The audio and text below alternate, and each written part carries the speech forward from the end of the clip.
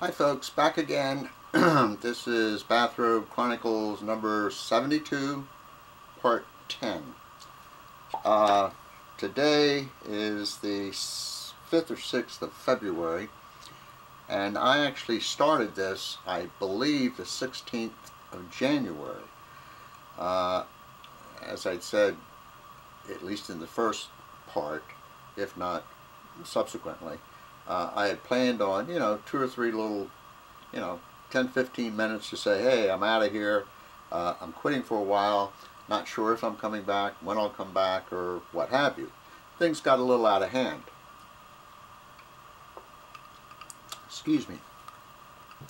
And I'm now up to number 10, but the bizarre part, even more bizarre than that I'm up to 10, when I planned on 2 or 3, is I'm doing number 10 over for the 3rd or 4th time, and which really doesn't make a lot of sense.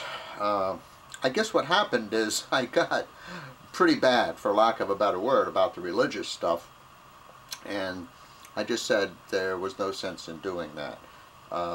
There's no sense in doing it anyway, but also, I have pals and co-workers and so on, of course none of them watch this, who are Christians, and even if I didn't have pals, friends, or co-workers, or what have you, who are Christians, I got a little, a little carried away. So anyway, and the segment before this, number 9, I was, of course, talking about religion. Excuse me. And, why people believe in stuff like that. And if you watched many of these segments, you'll realize I'm not like the most sophisticated guy in the world.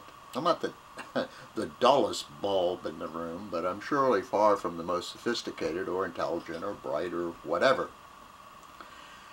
And a lot of what I say, I guess if a true philosopher, I mean a philosopher, not just some dork sitting around philosophizing, for lack of a better word, were to really look at some of my stuff, they'd most likely find all kinds of logical holes and things like that, and that's fine. It really makes no difference to me. I guess you could look at religion, well, I guess you can look at it a lot of ways, but I don't understand, well, maybe I do, I don't know.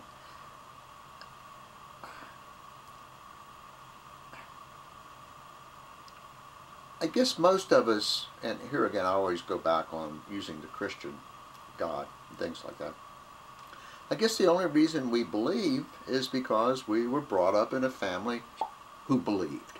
And I know when I was growing up, I used to be dragged off to church and Sunday school, and maybe I even made a couple of those summer Bible study things, Bible camp, or I don't know, whatever it was, where you'd go in there and talk about Jesus and stuff like that. So it's kind of hard to, for most of us who are born into a Christian family, it's kind of hard to like get away from it, because your mom's going to drag you by your ear into the church and things like that. I never particularly enjoyed going to church. In fact, it just really ruined your Sundays to have to go listen to all that stuff. And I don't even know if I paid any attention or not. It most likely didn't make a whole lot of sense. It would seem as though if you really bought into it, for lack of a better word, you would really want to go to church, like a lot of people who go 2 or 3 times a week and carry a Bible around with them and study the Bible and go to Bible study groups and on and on. I did a little bit of calculating, and I have no idea how old any of you are. Well, that's not true. I've gotten messages from people, and if you go to their little website on YouTube, they often have their age, and primarily younger people who've made comments. But let's just say you're 40 years old, and let's just assume you're going to live to be 75. Basically, if you just go to church once a week, between now, let's say you're 40, that's 35 years, and let's give the church 2 hours. In other words, let's assume that by the time you leave your home and drive to the church, and I guess the typical ceremonies or what have you are an hour, you know, give or take a few minutes, and then, you know, in a half hour home, and maybe you hang out and have some coffee or something.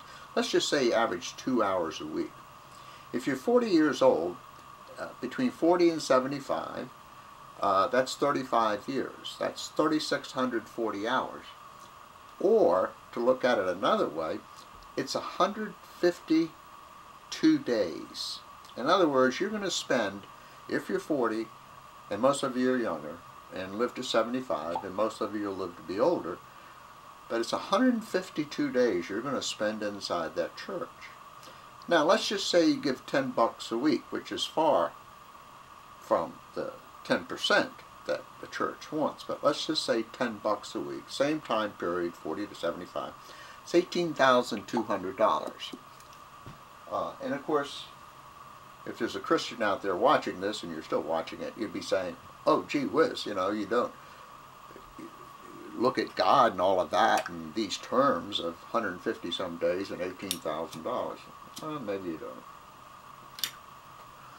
don't. But I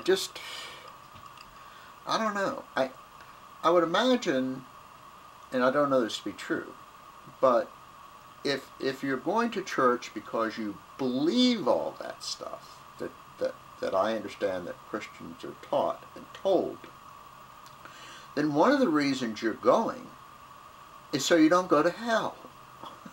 Come on, you know? That's one of the reasons you're going. Let's just say that by some divine knowledge or something, whatever in the hell that means, someone could guarantee you that you aren't going to hell. Would you continue to go to church? Oh yeah, I love God, blah, blah, blah, blah, blah. He's my best friend. Yeah. But in all seriousness, why do you go to church? I mean, you're praying to someone who you have never seen, who has never made an appearance around you, and has in no way ever communicated with you. Frankly, you're most likely mentally ill if you've been hearing God.